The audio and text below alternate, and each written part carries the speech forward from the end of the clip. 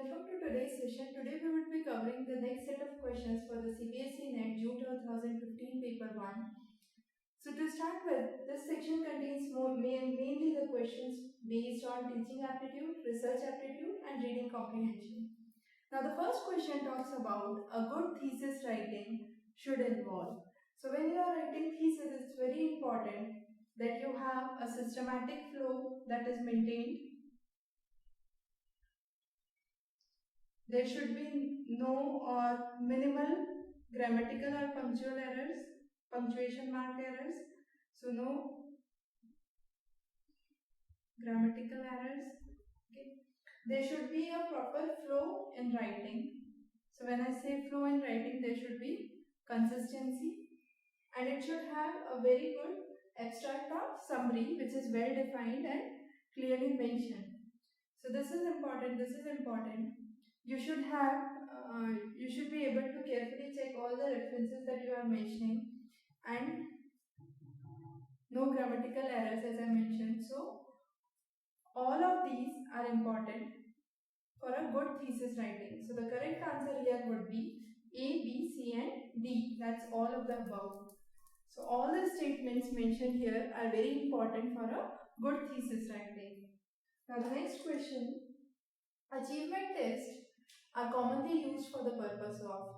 So achievement tests are mainly dealing with testing a specific developed skill or knowledge. Okay. So I can say it assesses the amount of learning and teaching. So that is correct. Okay. So achievement test commonly assess the amount of learning after teaching. So once you have taught any subject or any specific topic, you explain or you can assess that in detail. So the correct answer here would be B. In other words, we can say achievement test also identifies one's strengths, weaknesses. Okay, it judges the level of an individual. But those are not the primary aim. The primary aim is to assess the amount of skill that you have learned or test what you have, the skill that you have developed. Okay. The next question, a good teacher is one who.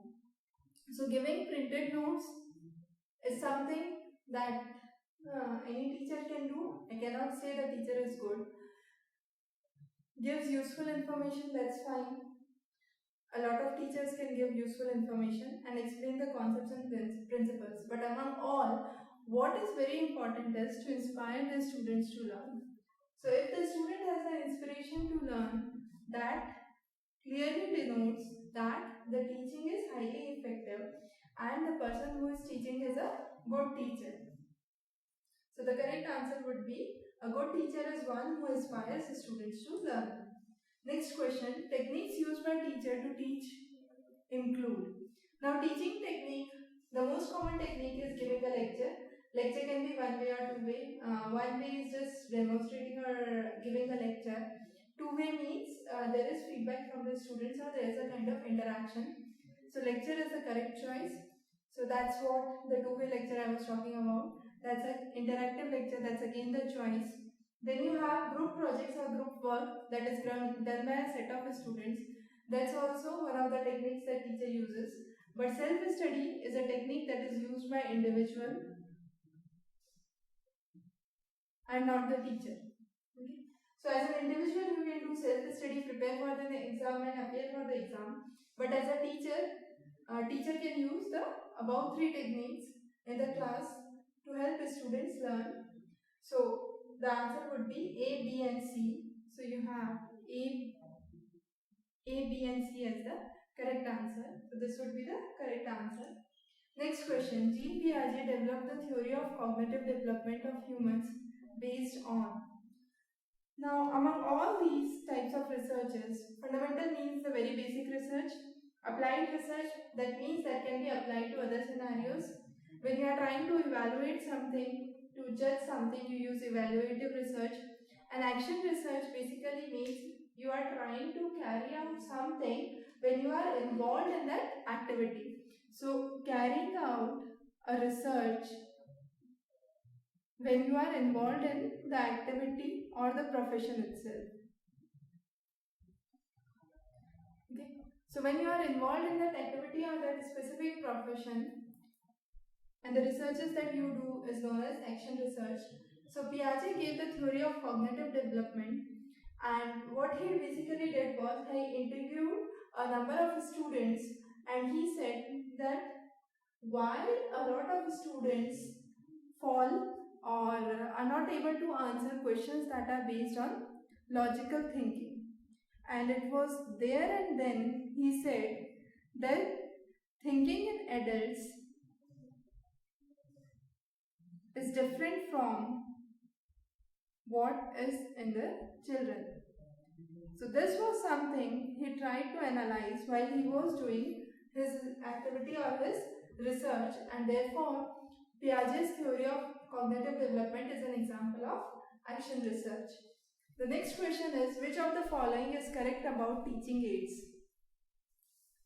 Now, when we talk about teaching aids, I say teaching aids can help you retain concepts for longer duration. That's totally correct. It helps you to learn better. Therefore, they are known as teaching aids or teaching assistants. They help make teaching more interesting. That's again correct.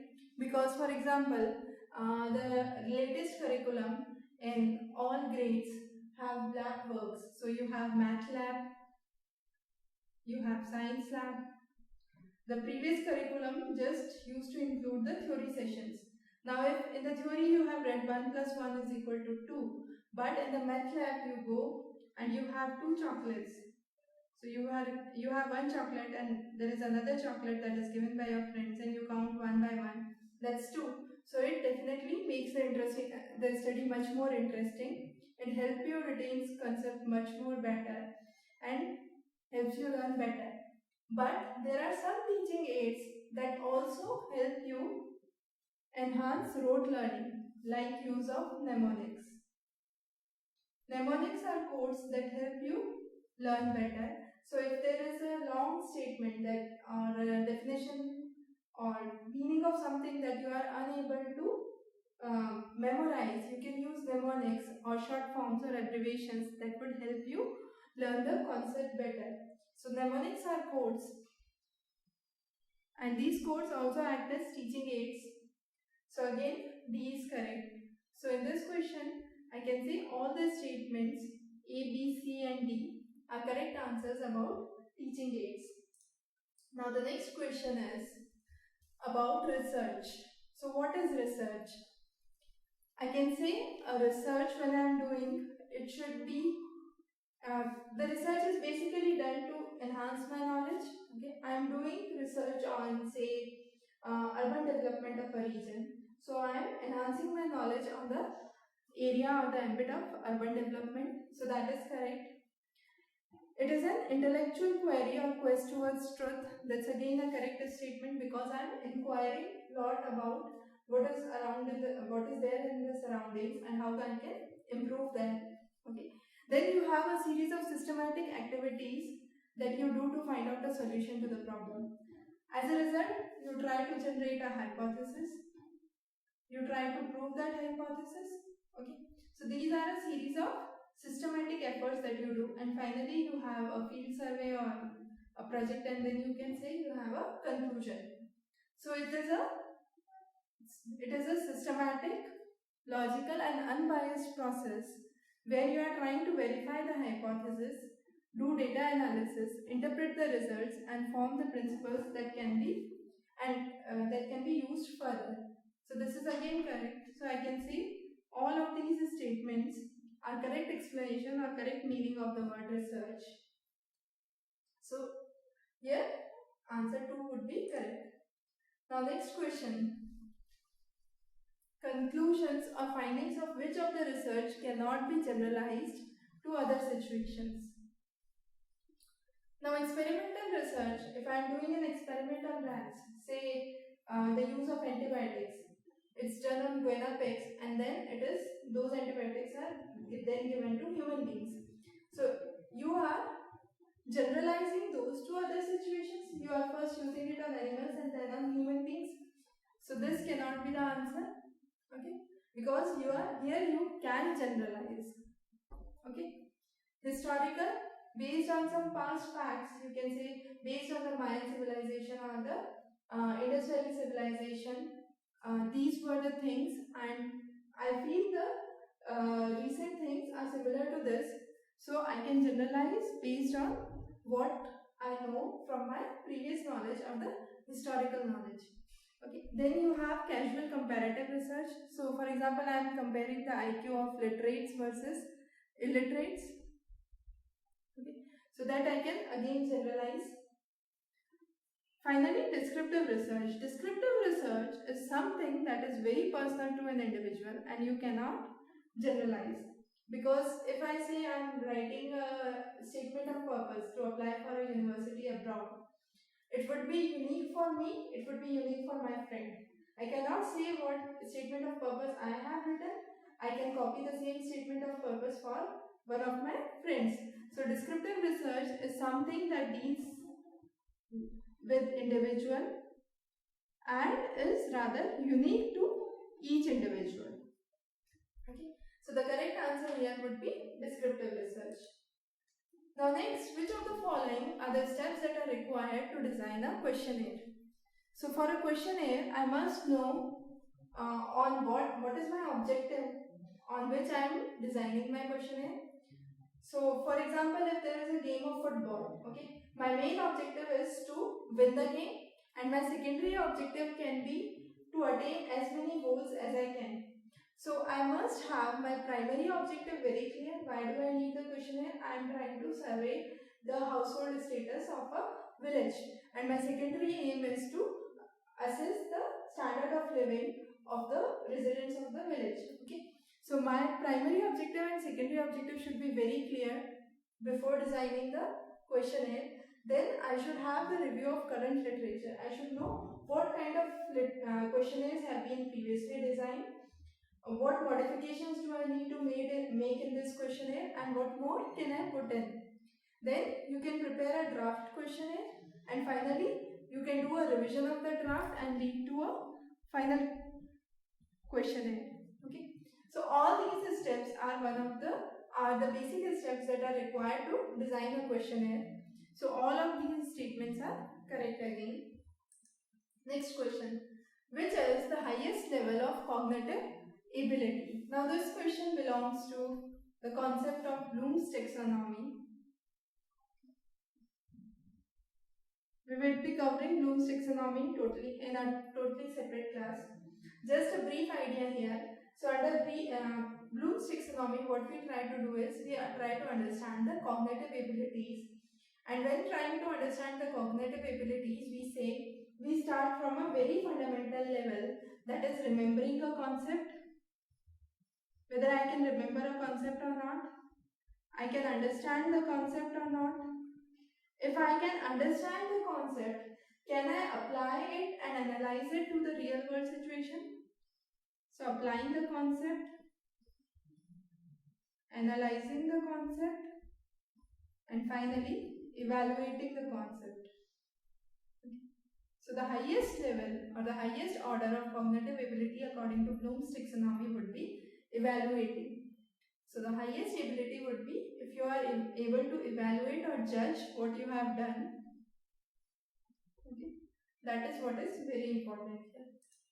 The next question, which of the following factors does not impact teaching? So teaching is affected by the knowledge of the teacher, the activities that are being done in the classroom, and the experiences that teacher can share with the students or students' personal experiences. But the socio-economic background of the student is something that does not impact teaching. So the correct answer here would be socio-economic background. Okay. So all these three affect teaching, and this is something that does not affect teaching. A teacher can be from any socio-economic background. Similarly, a student can again be from any socio-economic background, but that would never impact the level of teaching. The next question is, Male and female students perform equally well in a numerical aptitude test. This statement indicates. Now, directional hypothesis and statistical hypothesis, both of these try to prove relationship between two elements. Okay. So, you are trying to prove relationship between two elements. But under null hypothesis, you are trying to say there exists no relationship. So in this case, I am saying male and female students perform equally well in numerical aptitude test.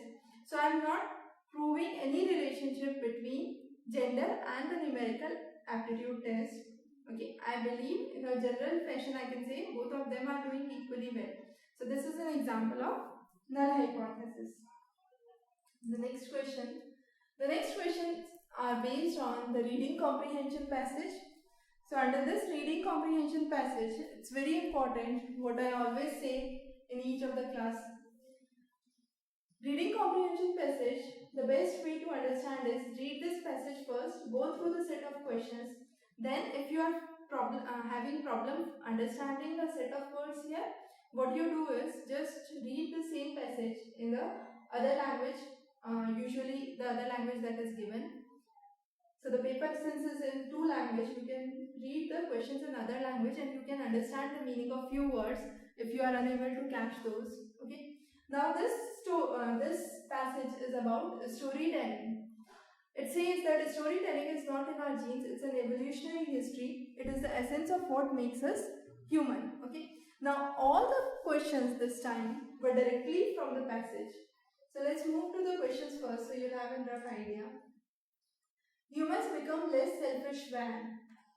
Now let me move back to the previous slide. Okay. It says they try to have understanding of the collections of few stories they survive. Okay. So few stories that survive is very important to understand. So our history, knowledge and understanding are collections of few stories that survive, and how the future depends, how the future turns out to be depends on the stories we collectively choose to believe. Okay. Now, from this passage, if you read carefully, you will see how and when the progress is determined typically denotes the large groups. Okay. So human beings become less selfish when they work in large groups. That's directly mentioned here. So since they are working in large groups, you can say they try to understand or they try to become less selfish as compared to others. How large groups work in less selfishness. So from this sentence you can directly say,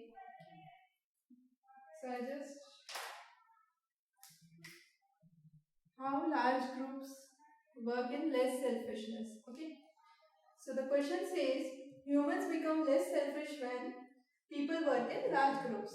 Storytelling is the essence of what makes us human. So if I go back, storytelling is not in our genes, it's not an evolutionary history, but it is the essence of what makes us human. Okay. So in this question, you have the direct answer. They work in large groups, that's correct. Storytelling is the essence of what makes us human, is correct. The next question, practical possibles are the ones who. Now let's go back to the passage again.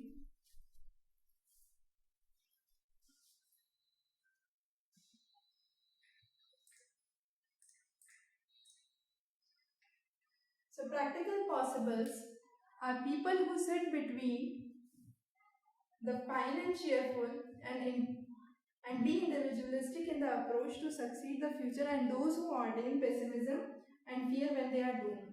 So practical possibles are the people who sit between the set of cheerful people and the pessimistic people. So they are those who follow the middle path. Okay. So the correct answer here would be practical possibles are ones who follow the middle path. Okay. Our knowledge is a collection of few stories that survive. We had already covered this. Let me go back.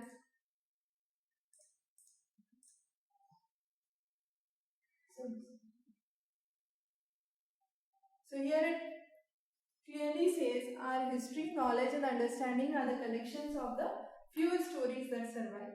So the answer would be our knowledge is a collection of few stories that survive, and practical possibles are the ones that follow the middle path. Okay. Now the next question, rational optimists are. This question is an interesting question because if I go here, rational optimists tend to claim that human nature to compete and succeed and to profit at the expense of others. So what are rational optimists trying to do? They are trying to compete and succeed and also try to make profit at the expense of others. So they are kind of selfish people, I can say, and they also look for opportunities. So here, accordingly, the answer should be they are selfishly driven because they are trying to profit themselves individually and they are looking for opportunities. But none of the choices mentions A and C. They are not sensible and cheerful, it's nowhere mentioned. Okay? So B cannot be the answer. So I can clear away reject these three choices. Now the only choice I am left with is D. That's they look for opportunities. So that's the closest match. The real answer should be A and C, but since there is no choice given with A and C, we would mark A as the answer. Now next question, how the future will turn out to be depends on. The future will depend on what we collectively choose to believe in.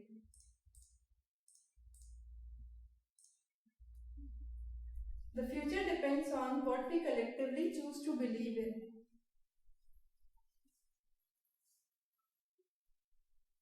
And how the future depends on possibly largely on the stories we collectively choose to believe in. So the correct answer is this, what we collectively choose to believe in. So this time the passage was really simple. All the questions were directly from the passage. There was ambiguity in one of the questions. Remaining all questions were very direct and based on direct concept or direct approach. With this, we covered the next set of questions. We will be covering the remaining questions in the next class. You can subscribe to Exam Base channel for further updates. Till then, have a good day.